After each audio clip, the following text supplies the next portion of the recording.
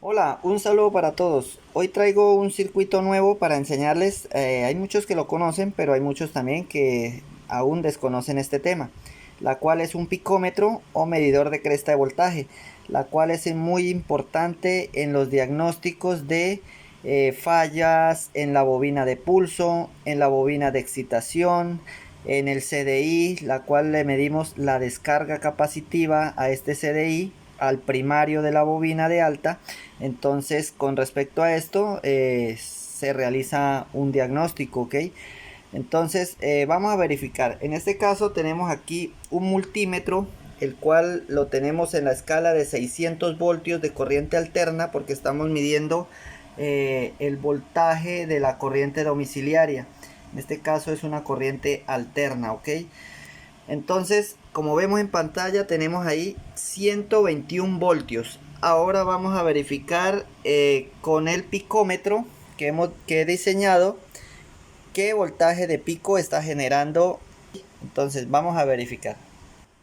Ahora entonces, como vemos, ya he conectado mi picómetro, la cual lo he diseñado aquí en esta cajita plástica.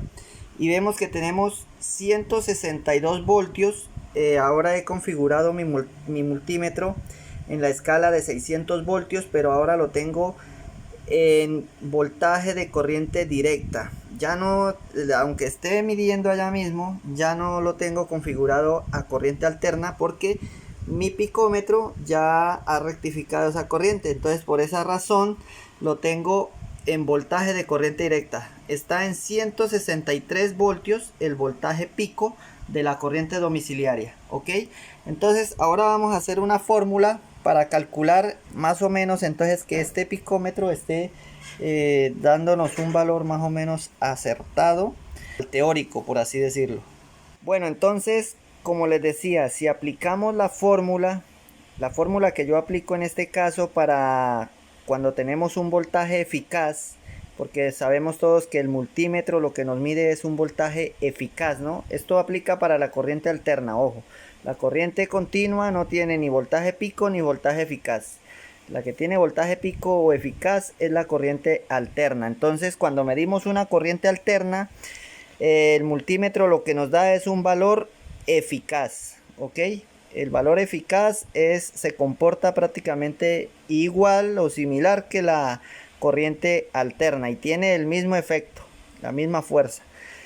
Entonces, como dijimos, teníamos en la corriente domiciliaria que medimos, teníamos 121 voltios.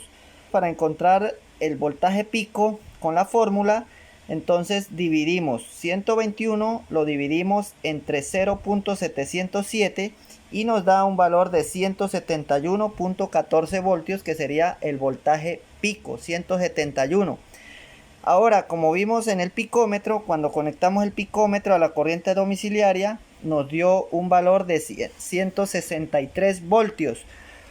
Prácticamente, sí, 162. Prácticamente 163. ¿Por qué? Porque como aquí en este caso, en este circuito tenemos un diodo de silicio. En este diodo de silicio se genera una caída de tensión de 0.7 voltios. Prácticamente ahí sumaría casi otro voltio prácticamente. Entonces tendríamos 163. Al voltaje de la fórmula que aplicamos, entonces estamos muy cercanos. Estamos prácticamente a 8 voltios prácticamente. Entonces es muy acertado el picómetro.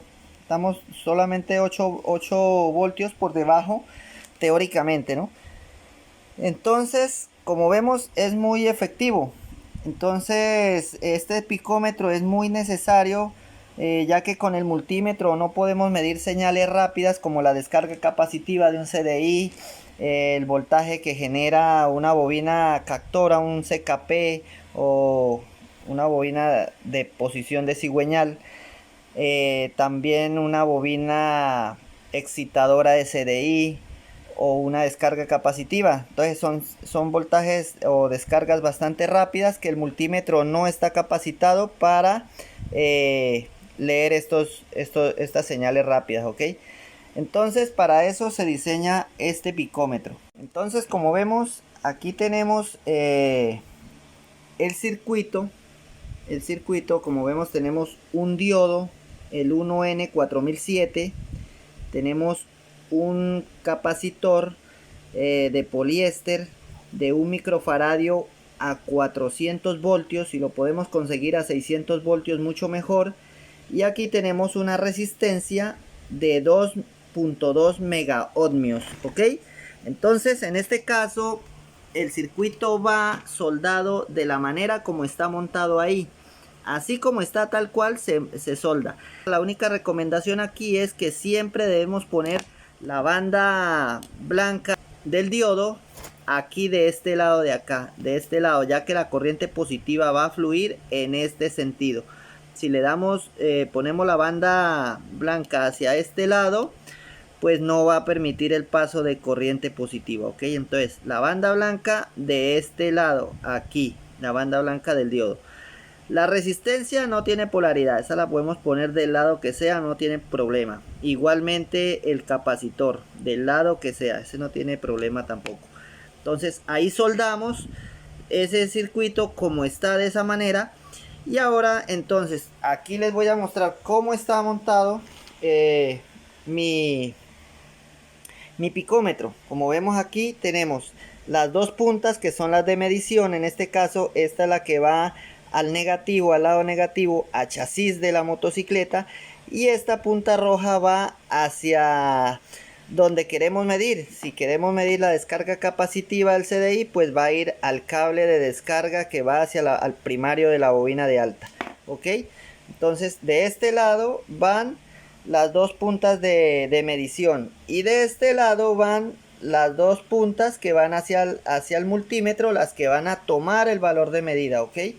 Entonces les explico ahora aquí en el circuito.